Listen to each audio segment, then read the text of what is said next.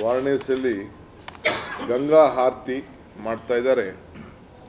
ಆ ಮಾದರಿಯಲ್ಲಿ ಇಲ್ಲೂ ಕೂಡ ನಮ್ಮ ಕಾವೇರಿ ಆರತಿಯನ್ನು ಮಾಡಲಿಕ್ಕೆ ಒಂದು ವಿಶೇಷವಾದಂಥ ಕಾರ್ಯಕ್ರಮವನ್ನು ನಾನು ರೂಪಿಸ್ತಾ ಇದ್ದೇನೆ. ಸೊ ಅದಕ್ಕೆ ತುಂಗಾ ಆರತಿನೂ ನಾನು ಹಿಂದೆ ಮಂತ್ರಿಯಾಗಿದ್ದಾಗ ಹೋಗಿ ನೋಡಿ ಬಂದಿದ್ದೇನೆ.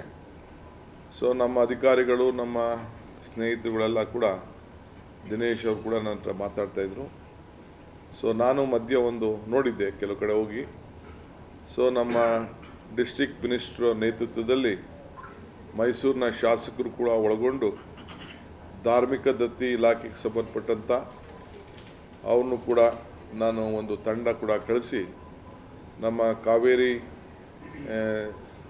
ನಮ್ಮ ಕೊಡಗಿನ ಶಾಸಕರುಗಳನ್ನ ಕೂಡ ಜೊತೆ ಮಾಡಿ ಇವ್ರನ್ನೆಲ್ಲ ಒಂದು ಟೀಮು, ಒಂದು 25-30 ಜನ ಟೀಮನ್ನು ಕಳಿಸಿ ಅಲ್ಲೋಗಿ ನೋಡಿ ಒಂದು ತಿಂಗಳ ಒಳಗಡೆ ಅವ್ರು ನನಗೆ ಒಂದು ವರದಿಯನ್ನು ಯಾವ ರೀತಿ ಮಾಡಬೇಕು ಅಂಥೇಳಿ ಅಲ್ಲಿ ಒಂದು ತಂಡನ ಕೂಡ ಕರ್ಕೊಂಡು ಬಂದು ಅವರು ಇಲ್ಲಿ ಯಾವ ಜಾಗದಲ್ಲಿ ಮಾಡಿದ್ರೆ ಸರೋಗ್ತದೆ ಅಂಥೇಳಿ ಅದನ್ನು ಕಾವೇರಿ ಆರತಿಯನ್ನು ಮಾಡಲಿಕ್ಕೆ ಒಂದು ಹೊಸ ಯೋಜನೆ ಕಾರ್ಯಕ್ರಮವನ್ನು ರೂಪಿಸ್ತದೆ. ಸೊ ಧಾರ್ಮಿಕ ದತ್ತಿ ಇಲಾಖೆ ಮತ್ತು ನಮ್ಮ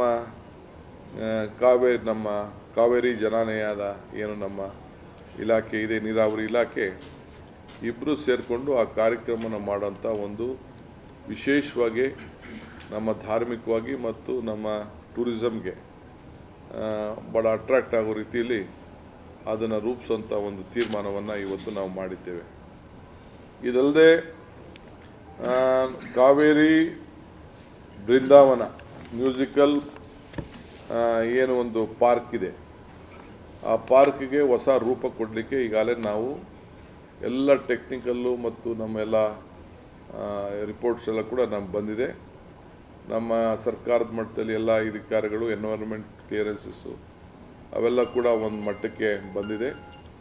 ಸದ್ಯದಲ್ಲೇ ಇವತ್ತು ನಾಳೆನೋ ಅದು ಕ್ಯಾಬಿನೆಟ್ ಕೂಡ ಹೋಗ್ತಾ ಇದೆ. ಅದಾದ ತಕ್ಷಣ ಪಬ್ಲಿಕ್ ಪ್ರೈವೇಟ್ ಪಾರ್ಟ್ನರ್ಶಿಪ್ ಮಾಡೆಲ್ನಲ್ಲಿ ಅದನ್ನು ನಾವು ಟೆಂಡರನ್ನು ನಾವು ಕರಿತೇವೆ. ಅದು ಕರೆದು ಸುಮಾರು ನನಗೆ ಡೈರೆಕ್ಟ್ ಪ್ಲಸ್ ಇಂಡೈರೆಕ್ಟ್ ಕನಿಷ್ಠ 8,000 to 10,000 ಜನರಿಗೆ, ಈ ಭಾಗದ ಜನರಿಗೆ ಉದ್ಯೋಗವನ್ನು ಒದಗಿಸ್ಕೊಡ್ಲಿಕ್ಕೆ ಕಾರ್ಯಕ್ರಮವನ್ನು ಈಗಾಗಲೇ ನಾವು ರೂಪಿಸ್ತಾ ಇದ್ದೇವೆ. ಭಾಳ ದಿನದ ಅದು ಕನಸು. ಹಿಂದೆ ಕೂಡ ಬಜೆಟ್ನಲ್ಲಿ ಅದನ್ನು ನಾವು ಸೇರಿಸಿದ್ದು, ಅದು ಕಾರ್ಯರೂಪಕ್ಕೆ ಬಂದಿರಲಿಲ್ಲ. ಸೊ ಅದಕ್ಕೆ ಅವರೇ ಒಂದು ಡಿಸೈನ್ ಮಾಡಲೆಲ್ಲ ಮಾಡಿ ನಮಗೆ ತೋರಿಸಿದ್ದಾರೆ. ಆದರೂ ನಾವು ಇನ್ನು ಬೇರೆ ಬೇರೆ ನಮ್ಮ ಸ್ಟೇಕ್ ಹೋಲ್ಡರ್ಸ್ಗೆ ಕರೆದು ಅದಕ್ಕೆ ನಾವು ಟೆಂಡರ್ ಕರೆಯುವಂಥ ವ್ಯವಸ್ಥೆಯನ್ನು ಸದ್ಯದಲ್ಲೇ ನಾನು ಮಾಡ್ತೇನೆ.